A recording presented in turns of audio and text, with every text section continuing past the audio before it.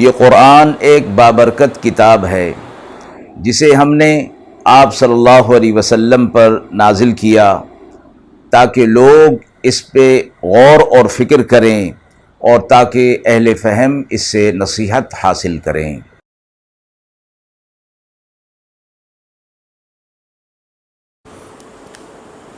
بسم اللہ الرحمن الرحیم۔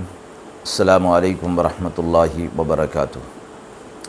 ناظرین کرام، درس قرآن مجید کی آج کے اس پروگرام میں ہم سورہ بنی اسرائیل کی آیت نمبر 110 اور 111 کا ترجمہ اور تفسیر پیش کر رہے ہیں، اور آخر میں پوچھے گئے سوال کا جواب ہوگا۔ اعوذ باللہ من الشیطان الرجیم، بسم اللہ الرحمن الرحیم۔ قل ادعوا اللہ او ادعوا الرحمن ایما تدعوا فلہ الاسماء الحسنى ولا تجهر بصلاتك ولا تخافت بها وابتغ بين ذلك سبيلا وقل الحمد لله الذي لم يتخذ ولدا ولم يكن له شريك في الملك ولم يكن له ولي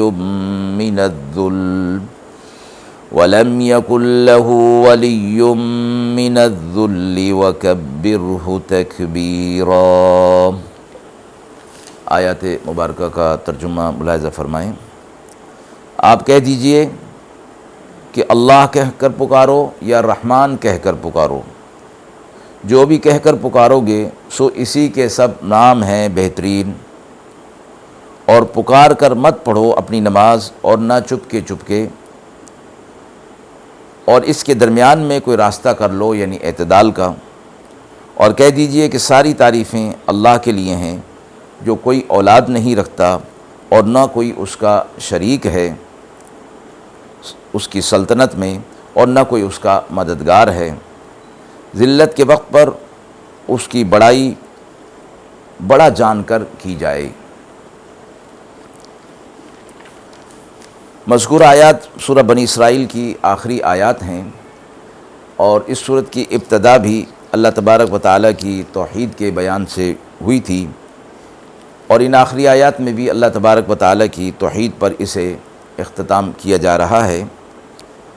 ان آیات کا نزول کچھ واقعات کی بنا پر ہوا۔ پہلی بات یہ کہ آپ صلی اللہ علیہ وسلم نے ایک بار دعا میں یا اللہ اور یا رحمان کہہ کر پکارا تو مشرکین نے سمجھا کہ یہ دو خداؤں کو پکارتے ہیں، اور کہنے لگے تو ہمیں تو ایک کے سوا دوسرے کو پکارنے سے منع کرتے ہیں اور خود دو معبودوں کو پکارتے ہیں۔ اس کا جواب آیت کے پہلے حصے میں یہ دے دیا گیا کہ اللہ تبارک و تعالیٰ کے دو ہی نہیں اور بھی بہت اچھے سے نام ہیں، یعنی اسماء حسنی ہیں۔ کسی نام سے بھی پکارا جائے مراد ایک ہی ذات ہے، اور یہ اللہ اور رحمان الگ الگ، یہ تمہارا وہم ہے جو کہ غلط ہے۔ دوسرا قصہ یہ ہے کہ جب مکہ مکرمہ میں رسول اللہ صلی اللہ علیہ وسلم نماز میں بلند آواز سے تلاوت کرتے تو مشرکین استہزاء کرتے اور قرآن اور جبریل امین اور خود اللہ تعالیٰ کی شان میں گستاخانہ باتیں کیا کرتے تھے۔ اس کے جواب میں اسی آیت کے آخری حصے میں یہ فرمایا گیا کہ درمیانہ روی اختیار کی جائے، نہ آواز کو زیادہ بلند رکھا جائے نہ کم رکھا جائے، بلکہ درمیانی آواز ہونی چاہیے، اور زیادہ بلند آواز سے جو مشرکین کی طرف سے ایذا ملتی ہے اس سے نجات حاصل ہو جائے۔ تیسرا واقعہ یہ ہے کہ یہود و نصارہ اللہ تعالیٰ کے لیے اولاد قرار دیتے تھے، اور عرب بتوں کو اللہ کا شریک کہتے تھے، اور صابی و مجوسی کہا کرتے تھے کہ اللہ تعالیٰ کے مخصوص مقرب نہ ہوں تو اس کی قدر و عزت میں کمی آ جاتی ہے۔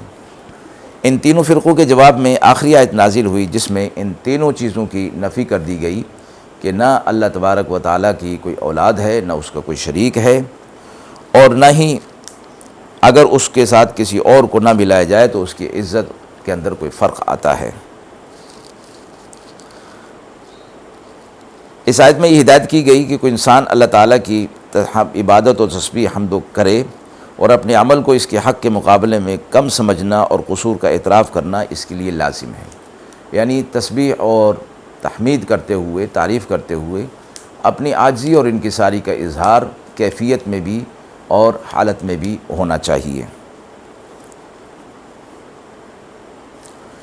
حضرت ابو ہریرہ رضی اللہ تعالیٰ عنہ فرماتے ہیں کہ ایک روز میں رسول اللہ صلی اللہ علیہ وسلم کے ساتھ باہر نکلا تو ایک ایسے شخص پر ہمارا گزر ہوا جو بہت شکستہ حال اور پریشان تھا۔ آپ نے پوچھا تمہارا یہ حال کیسے ہو گیا؟ تو اس نے کہا کہ بیماری اور تنگ دستی نے یہ حال کر دیا ہے۔ آپ صلی اللہ علیہ وسلم نے فرمایا کہ میں تمہیں چند کلمات بتاتا ہوں، وہ پڑھو گے تو تمہاری بیماری اور یہ تنگ دستی دور ہو جائے گی۔ اور وہ کلمات یہ تھے: توکلت علی الحی الذی لا یموت، الحمد للہ الذی لم یتخذ ولدا، اور یہ آخر تک یہ آیت وَلَمْ يَكُنْ لَهُ شَرِيكٌ فِي الْمُلْكِ وَلَمْ يَكُنْ لَهُ وَلِيٌّ مِّنَ الذُّلِّ وَكَبِّرْهُ تَكْبِيرًا۔ اس کے کچھ عرصے کے بعد پھر آپ اس طرف تشریف لے گئے تو اس کو اچھے حال میں پایا۔ اس نے آپ صلی اللہ علیہ وسلم نے اس سے خوشی کا اظہار کیا تو اس نے عرض کیا جب سے آپ نے مجھے یہ کلمات بتائے ہیں میں پابندی سے ان کو پڑھتا رہتا ہوں۔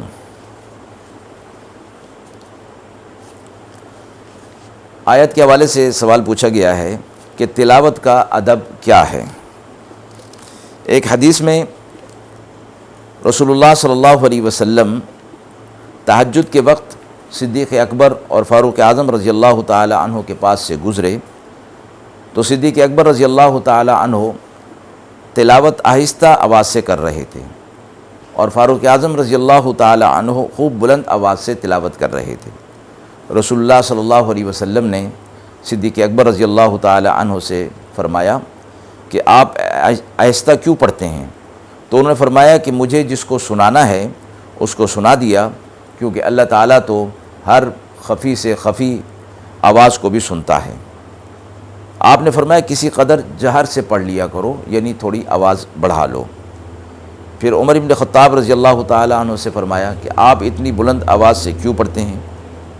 انہوں نے عرض کیا کہ میں نیند اور شیطان کو دفع کرنے کے لیے بلند آواز سے پڑھتا ہوں۔ آپ صلی اللہ علیہ وسلم نے ان کو بھی یہ حکم دیا کہ آواز کو کچھ پست کر لیں۔ وآخر دعوانا ان الحمد للہ رب العالمین۔